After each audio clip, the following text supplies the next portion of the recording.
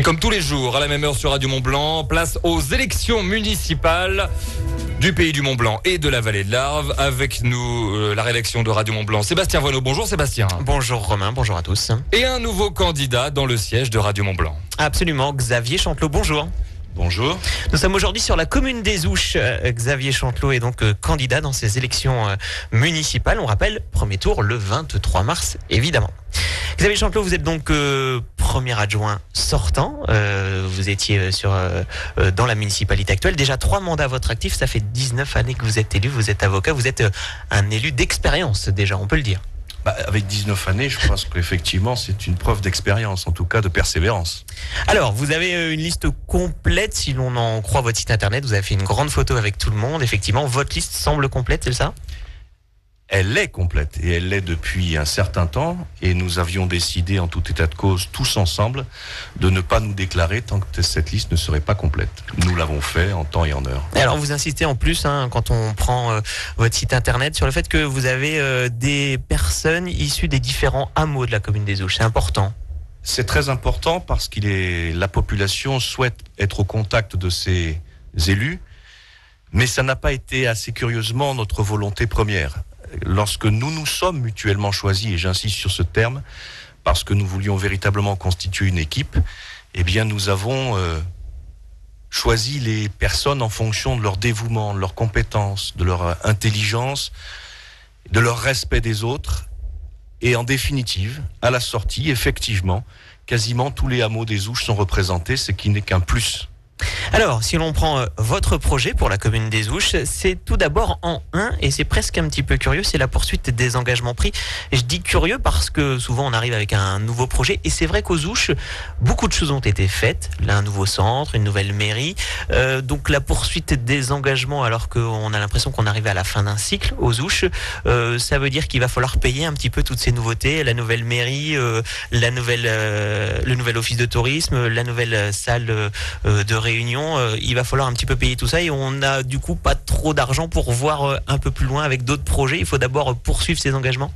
C'était pas ça le but essentiel de ce thème. Le but essentiel, c'était de dire qu'il y a une certaine continuité dans la gestion des affaires municipales, et qu'il était hors de question pour nous de donner un coup d'arrêt à ce qui a été commencé, ce qui a été fait, qui a été bien fait, certes avec un coût, bien entendu, mais c'était cela l'engagement, et c'est cela l'engagement que nous prenons.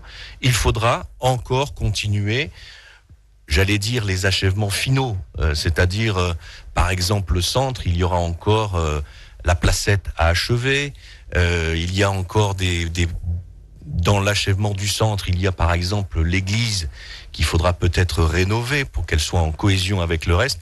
C'est ça l'état d'esprit que nous avons. C'est qu'il est hors de question de dire tout ce qui a été fait a été mal fait. C'est pas vrai. Ce qui est aujourd'hui au cœur des Ouches est magnifique. Il y a les goûts et les couleurs se partagent bien entendu, mais en tout cas nous avons aujourd'hui un beau centre qui permettra d'accueillir de vraies manifestations, qu'il y ait une vraie convivialité, un cœur aux Ouches, ce qui manquait depuis longtemps. Alors ça s'est fait effectivement. Maintenant sur 6 ans, quels sont vos projets? Il faut aller vers quoi? Plus de services aux Ouches, on comprend améliorer le quotidien des Ouchards. Ça veut dire quoi? Bien d'abord, comme vous l'avez dit tout à l'heure, les projets qui ont été faits, qui étaient des projets d'ampleur, qui souvent étaient des idées qui remontaient à plus de 70 ans, notamment l'aménagement du centre, eh bien ça a un coût. Donc aujourd'hui, il faut penser un peu plus au quotidien des Ouchards, et qu'ils aient envie de partager ces nouvelles installations, et qu'ils s'y sentent bien. Et pour se sentir bien, il faut vivre tous les jours le plus paisiblement possible. Il faut respecter les autres, et il faut avoir la possibilité d'avoir une vie correcte. Alors c'est quoi, ça se décrète pas, ça? C'est quoi une vie correcte? Ça se décrète pas, il suffit de donner quelques moyens. Par exemple, quand vous attendez le bus, on fait des grands discours pour améliorer la circulation en bus, ce qui est une nécessité.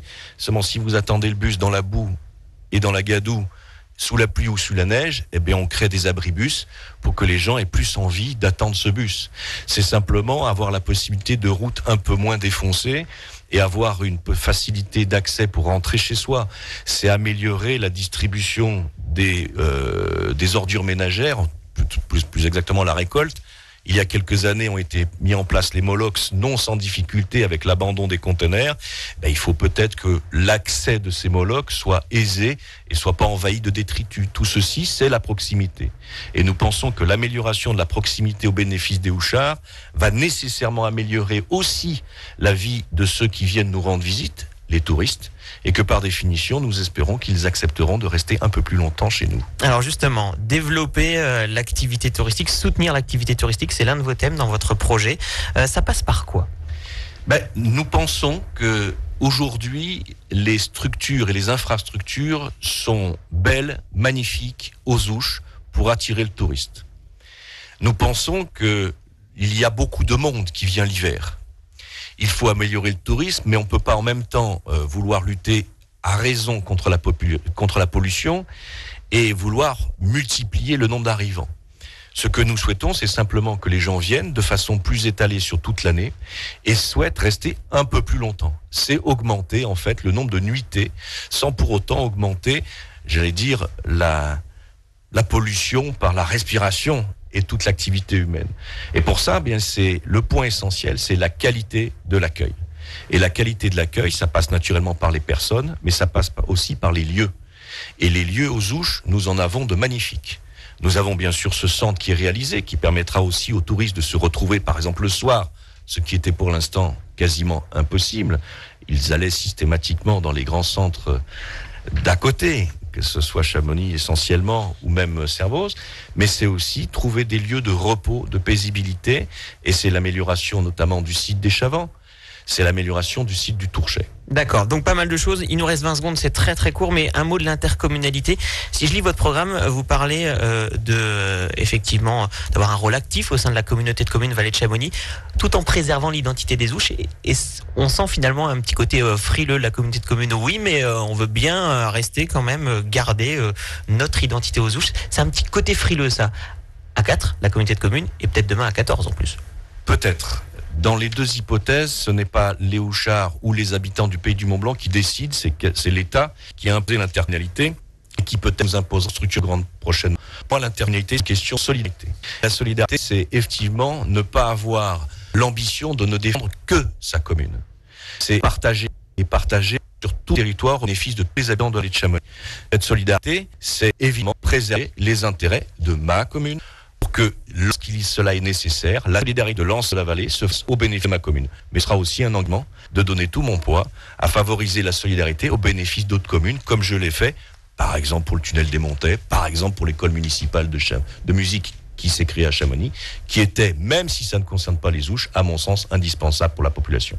Merci à vous, Xavier Changelot. On aurait deux informations. La première, c'est votre prochaine réunion publique, le 20 février, ce sera à l'Espace Cap, et votre site internet, qui veut avoir un plus, tout simplement www.2014lesouches.fr. Merci à Xavier Changelot. Merci à vous.